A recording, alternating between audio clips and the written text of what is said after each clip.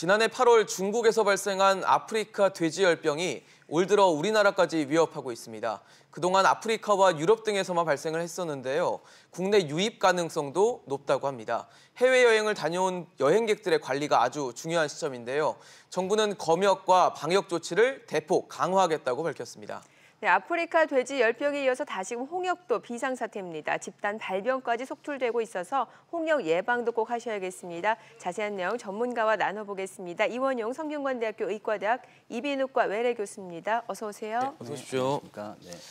교수님, 사실 아프리카 돼지열병 굉장히 좀 생소한 질병인데 어떤 질병인지 좀 소개를 좀 해주시죠. 그러니까 아프리카 돼지열병은 국내에서 발생한 적이 없는 치명적인 출혈성 돼지 전염병입니다.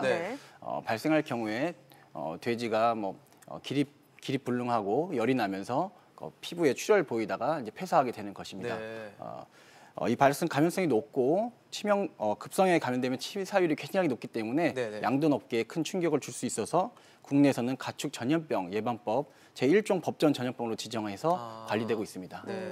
지금 치사율이 굉장히 높다라고 말씀을 주셨는데 이 아프리카 돼지열병 치사율이 어느 정도나 되고 또 국내 유입 가능성이라든지 유입 경로는 어떻게 예상이 되고 있나요? 네, 고병원성의 경우 거의 100%에 이른다고 보고 있습니다.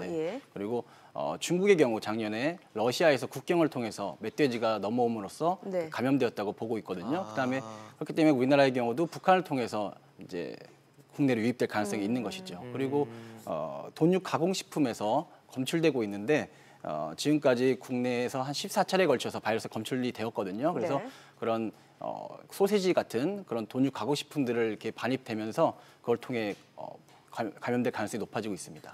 축산물 가공식품에서도 이게 감염이 될 수 있군요. 네, 그렇습니다. 지금 보니까 다 저희가 쉽게 접하는 음식들이 좀 많아서 걱정이 너무 커지고 있는 것 같은데 교수님이 아까 말씀해 주신 것처럼 사실 아시아권에는 그렇게 많이 유입됐던 것이 아닌데 지금 유입 경로 자체는 중국과 북한을 통해서만 들어온다라고 봐도 되는 건가요? 그러니까 일단 북한은 아직 감염 경로는 확인된 건 아니고 국내 유입 가능성이 이제 육로를 통해서는 그렇게 있을 수 있고 이제 비행기나 배를 통해서도 들어올 수가 있는 상황이죠.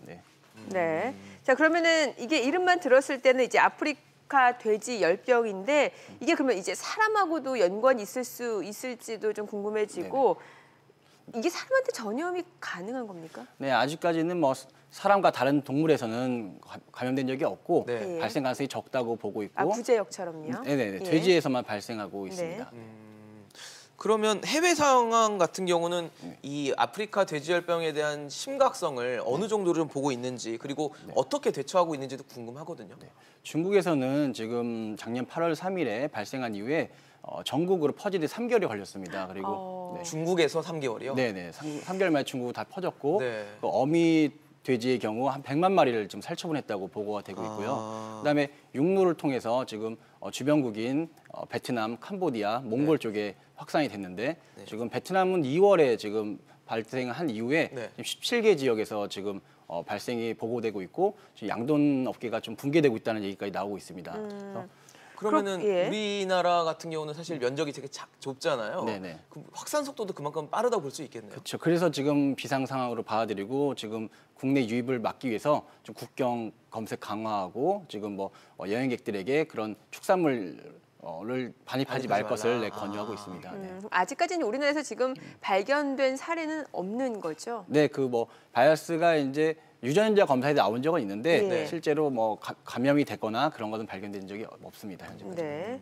실제로 이게 치사율도 높다고 또 하고 감염 유입 가능성도 높다라고 하면 이게 정말 앞서서도 말씀 주셨다시피 양돈 업계에는 미치는 영향이 클 수밖에 없겠네요. 네, 그렇습니다. 국내 양돈 시장이 약 7조 4천억 정도 되고 있고 그다음에 축산업에서 40% 정도가 돼지에 의존하고 있습니다. 그리고 중국의 경우는 지금 8억 5천 마리 정도를 키우고 있고 국내에서는 한 1,000만 마리 정도를 키우고 있는데요.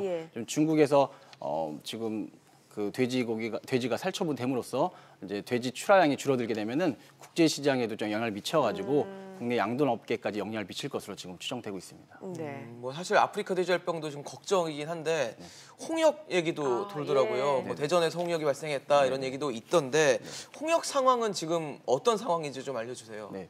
홍역이 올해 초에 안산에서 전국적으로 유행을 하다가 네. 잠시 주춤했는데요. 네. 지난 1일 안양 소재 대학병원에서 중심으로 지금 다시 창궐을 하고 있습니다. 네. 그래서 안양 소재 대학병원에서 어제까지 26명이 확진됐고 대전 소재 아동 전문병원에서 12명이 확진되었습니다. 그래서 올해 들어 어제까지 129명이 확진이 되었는데요. 네. 이는 2014년 442명이 홍역 환자가 발생한 이후에 최대치를 기록하고 있습니다. 이게 감염성이 높은 질병인 건가요? 홍역 같은 경우는? 네네, 감염성이 이제 그 예방접종을 하지 않고 감염력이 예방력이 없는 경우에는 90%에 이르는 감염력을 갖고 있습니다. 네. 어떤 증상을 나타내나요? 홍역에 걸리게 되면은요? 네네.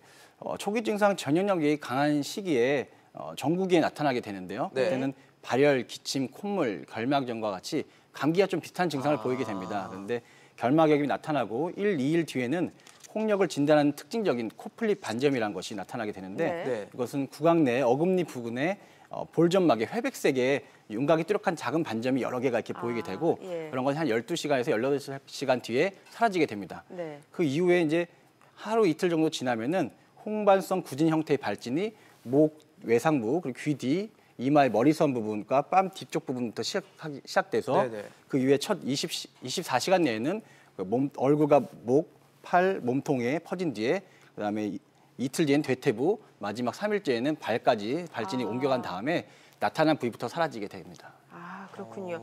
그러면 이게 예방접종을 해야 되는 거잖아요. 네네. 예, 예방접종을 하게 되면 어느 정도 막을 수 있게 되는 건가요? 1회 예방접종으로 93%의 예방력이 생기고요. 예. 2회 접종으로는 97%의 예방력이 생기기 때문에 예방접종이 꼭 필요하도록 하겠습니다. 성인들도 해야 되는 겁니까? 네, 예방접종력이 확인되지 않은 경우에는 하는 것이 좋습니다. 예. 2회 97%면 한 2번은 맞아야겠네요. 그래도. 네네, 지금 1회 접종하는 경우에 학생들도 취약하도 좀 얘기가 나오고 있는 네네. 실정이어서 2회를 지금 권유하고 있는 상황입니다.